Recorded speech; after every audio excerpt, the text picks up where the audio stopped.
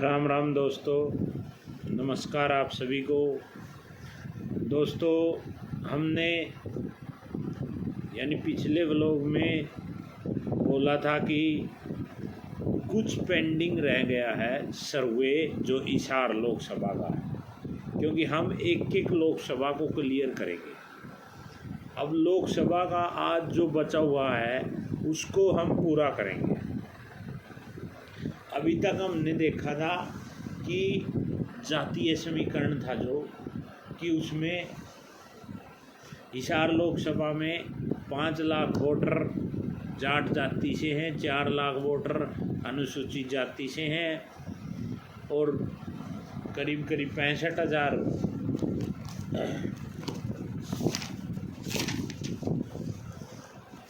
70,000 vote Kumar जाति से हैं, 1,80,000 वोट ब्राह्मण जाति से हैं और पंजाबी जाति से 65,000 हैं, बिश्नोई जाति से 36,000 वोट हैं। ये वोटों की काउंटिंग है जो कि 2019 में 11,81,878 वोट पोल हुई थी, यानी 72.43% का था। अभी कितना होता है ये अलग चीज़ है। पिछले लोकसभा 2019 में ब्रजेंद्र सिंह 3,14,068 वोटों से जीते थे। अब क्या समीकरण कहते हैं, इसके लिए मैंने आप सभी को बताया पिछले उसमें कि नैना चौटाला, सुनैना चौटाला, रणजीत चौटाला और जयप्रकाश उर्फ जेपी कितने वोट लेता है जाटों। अभी समीकरण इसके अंदर 9 हल्के हैं, 9 हल्के हैं हिसार लोकसभा में। तो 9 हल्कों के अंदर हम देखें, यदि अंदाज़ा आइडिया अनुमान लगाया जाए तो इसके अंदर अभी तक परसेंट के हिसाब से 50-50 है रणजीत चौटाला और जयप्रकाश उर्फ जेपी के बीच में। बीजेपी कांग्रेस के बीच में फाइट है ज़बरदस्त अनुमान के हिसाब से। देखो, अनुमानित होता है एक अंदाज़ा, लेकिन उसमें चेंज कितना आता है ये तो वोटर तय करेंगे। कितने वोट कहाँ से पोल होते हैं वो भी वोट तय करेंगे और वोटों के आधार पे ही आदमी को जीत की तरफ ले जाया जा सकता है। अब बात करते हैं उचाना कला से। उचाना कला से अंदाज़ा, जो हमारा अंदाज़ा है, करीब 50,000 के आसपास की लीड जेपी उर्फ जयप्रकाश को, कांग्रेस को मिलने वाली है आज के समीकरण के तहत। आगे क्या होता है वो अलग चीज़ है, क्योंकि समय बदलता रहता है। किस पार्टी की तरफ कितने लोग जाते हैं, किसकी बुराई कितने करते हैं और किसके साथ कितने आते जाते हैं, ये चीज़ें अलग हैं। उचाना कला से 50,000 के करीब की लीड जेपी उर्फ जयप्रकाश को मिलने वाली है। यदि पब्लिक ज़्यादा रुझान लेके चलती है और सभी लोग कांग्रेस को वोट करते हैं जयप्रकाश की बजाय, तो हो सकता है ये लीड बढ़ जाए। तो अब दूसरी बात करते हैं नारनौंद से। नारनौंद हल्के से लगभग सुनैना चौटाला की और जयप्रकाश उर्फ जेपी की टक्कर है। वहाँ से रणजीत चौटाला तो पीछे हैं, लेकिन टक्कर इन दोनों में, यानी जयप्रकाश उर्फ जेपी को ज़्यादा लीड मिलने के चांस नहीं है। वहाँ से 50-50 का हर जगह संबंध है। उसके बाद आती उकलाना से। उकलाना से भी रणजीत चौटाला और जयप्रकाश 50-50 में हैं, यानी कि कहने का मतलब कि वो ये नहीं है कि एक आदमी वहाँ से जीत रहा है। फिर आता है बरुआड़ा। बरुआड़ा से भी ऐसा ही समीकरण दिखाई दे रहा है कि दोनों 50-50 में है। उसके बाद आता है हांसी। हांसी से रणजीत सिंह चौटाला को लीड के आसार है, जो 15 से 25,000 के बीच मिलने के चांस हैं। अभी तो चांस बदल सकते हैं, समीकरण है, कभी भी कहीं भी जा सकते हैं, लेकिन हम तो अनुमानित है, यानी कि अंदाज़ा लगाते हैं इस चीज़ का कि कौन कहाँ से क्या वोट डालेगा।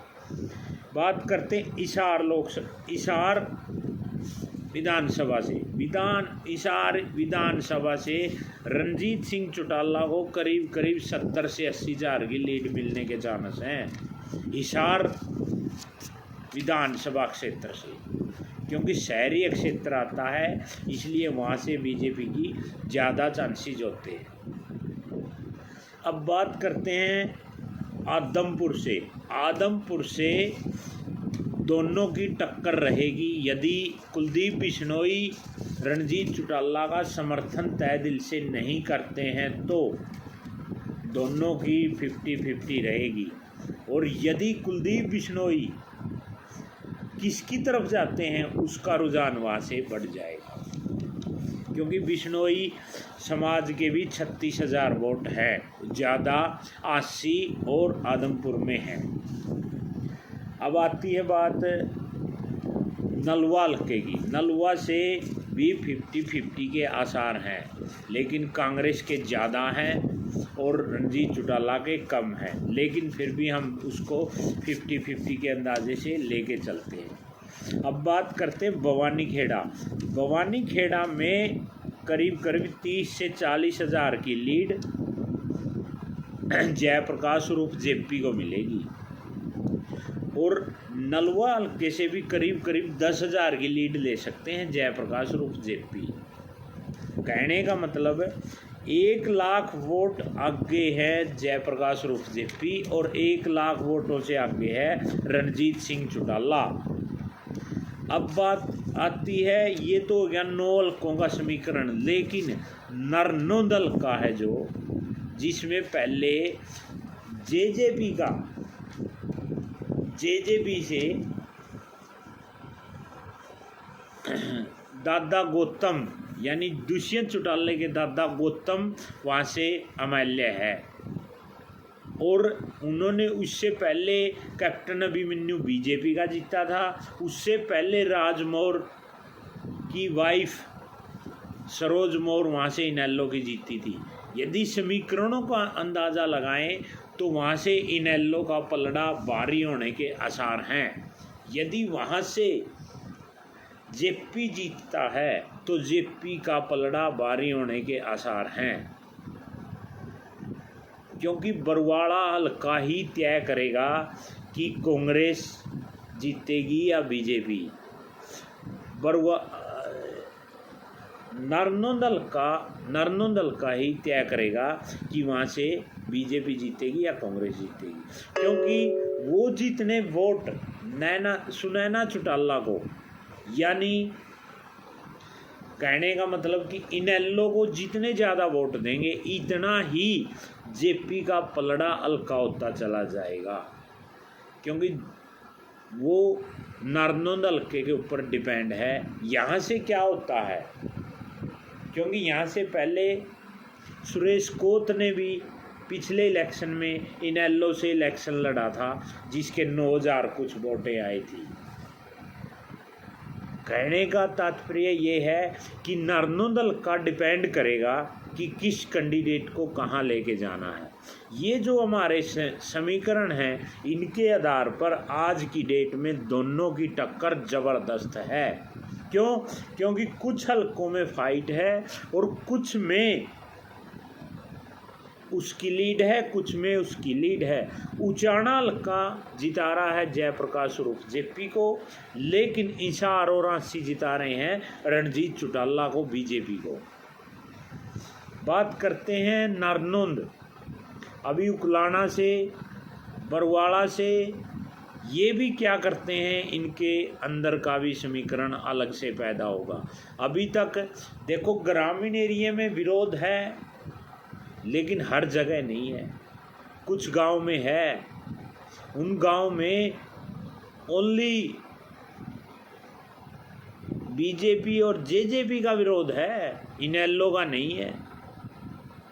इनेलो और कांग्रेस ये दोनों कहाँ तक फाइट करती है, इस चीज़ का आंकलन भी लगाना बीजेपी के लिए बहुत अच्छा हो सकता है, क्योंकि इनेलो भी जाट नेता है और कांग्रेस भी जाट नेता है। दोनों के जाट वोट बंटेंगे और उनसे बीजेपी को ज़्यादा फायदा होने का चांसेस हैं। फिर दूसरा नंबर आता है बीएसपी के जो प्रजापति जी हैं, वो जेपी उर्फ जयप्रकाश को फ़ायदा करेंगे, क्योंकि वो अनुसूचित जाति और प्रजावत समाज के वोट लेंगे। तो ये फायदा जेपी उर्फ जयप्रकाश को होने वाला है। लेकिन ऐसे नहीं कह सकते कि हम एक तरफा कोई जीत रहा है, क्योंकि इस हार से पूरी टफ टक्कर है। इस समय आंकलन के आधार पर देखा जाए तो हम ये नहीं कह सकते कि कौन कैंडिडेट जीतता है। क्यों? इसमें भी कुछ अलग से बात होती है। अब पीछे बात आती थी कि चौधरी वीरेंद्र सिंह के बेटे ब्रजेंद्र सिंह को टिकट मिलने के आसार थे, ये लोग कह रहे थे। खुद भी पार्टी बोल रही थी कि ब्रजेंद्र सिंह का 1-2 बार नाम भी आया, लेकिन वो कटकर जयप्रकाश उर्फ जेपी का आ गया। इसमें भी कुछ समस्या थी। जयप्रकाश उर्फ जेपी ने 2 दिन पहले, टिकट मिलने से 2 दिन पहले ऐलान कर दिया था कि ब्रजेंद्र सिंह को यदि टिकट मिलता है, और आज़ाद पहलवान उसका गैंग भी वहाँ पर दिल्ली गया था, जिन्होंने कि ब्रजेंद्र सिंह की टिकट काटने के लिए अपनी एप्लीकेशन जो भी थी उन्होंने दिया था। और उसके बाद जयप्रकाश को जब टिकट मिली है तो आज़ाद पहलवान के ग्रुप ने वहाँ पर लड्डू और मिठाई भी बांटी थी। ये दोगली राजनीति होती है किसी पार्टी में कट करने की, इसको बोलते हैं राजनीति। ये राजनीति इस प्रकार होती है। 2 दिन पहले जयप्रकाश उर्फ जेपी ऐलान करता है कि ब्रजेंद्र सिंह को यदि हिसार लोकसभा से कांग्रेस की टिकट मिलती है तो वो निर्दलीय खड़े होंगे। अब यही चीज़ ब्रजेंद्र सिंह या वीरेंद्र सिंह को आद करती है, नहीं करती है, ये वीरेंद्र सिंह के समर्थकों के हाथ में है कि वो कितना समर्थन करते हैं। वही है कुलदीप बिश्नोई की बात। कुलदीप बिश्नोई के भी समर्थक चाहते थे कि बीजेपी से उनको टिकट मिले, लेकिन वो रणजीत सिंह चौटाला को टिकट मिली। इसमें भी उनका अहम योगदान रहेगा कि वो किस साइड जाते हैं। अब आती है बारी नारनौंद हल्का से। नारनौंद से कैप्टन अभिमन्यु जो पिछली विधानसभा में वहाँ से विधायक थे, उनको भी 90% विश्वास था कि हिसार लोकसभा से बीजेपी की टिकट उनको मिलेगी, लेकिन उनका नाम भी कट हो गया। अब उनका नाम कट होने से क्या उसके समर्थक नाराज हैं या नहीं, ये भी माइंड पे जोर डालने वाली बात है। यदि सपोज करो कि कुलदीप बिश्नोई के समर्थक भी नाराज और कैप्टन अभिमन्यु के भी नाराज हैं समर्थक, तो लगभग रणजीत चौटाला के हारने के चांसेस 100% हो जाते हैं। लेकिन रणजीत चौटाला को फायदा कब होता है? जब वीरेंद्र सिंह के समर्थक जेपी से कट करते हैं, तब फायदा होता है उसको, नहीं तो नहीं होगा। इसके लिए समीकरण क्या कहते हैं ये तो आने वाला कल ही बताएगा। दोस्तों, मैं ज़्यादा कुछ कहने का ऐसा नहीं कि मैं ही इतना बड़ा ज्ञाता हूँ कि मैं उसका अंदाज़ा फुल लाता हूँ, क्योंकि ये तो वोटर के हाथ में है। हमारा काम तो अंदाज़ा लगाना और लोगों को उसके बारे में बताना है।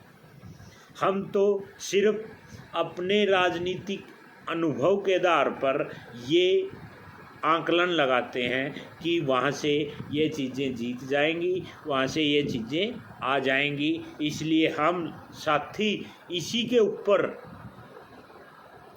यही चीज़ हम इसमें अपने समीकरणों के अंदाज में, समीकरणों के तरीके से हम अपनी चीज़ों को आपके सामने प्रस्तुत करते हैं। राम राम दोस्तों, मैं आप सभी को दोबारा फिर कहना चाहता हूँ, मैं और मेरी राजनीति पर यदि किसी साथी ने सब्सक्राइब नहीं किया है तो वो सब्सक्राइब करें, बेल आइकन का बटन दबाएं और ऑल पे क्लिक करें, ताकि जो भी वीडियो हम राजनीति के बारे में आप लोगों के सामने इसके ऊपर डालते हैं वो आपको उसका सबसे पहले लिंक मिल जाए और आप लोग उसको देख के ये चीज़ें बोल सकें कि ये सही है या गलत है। इसके लिए आप लोग कमेंट भी कर सकते हैं। यदि हो सकता है मेरे से कोई गलती है, मेरा अंदाज़ा गलत है, तो हम उसको चेंज भी कर सकते हैं, क्योंकि अंदाज़ा किसी का भी गलत हो सकता है और किसी का भी सही हो सकता है।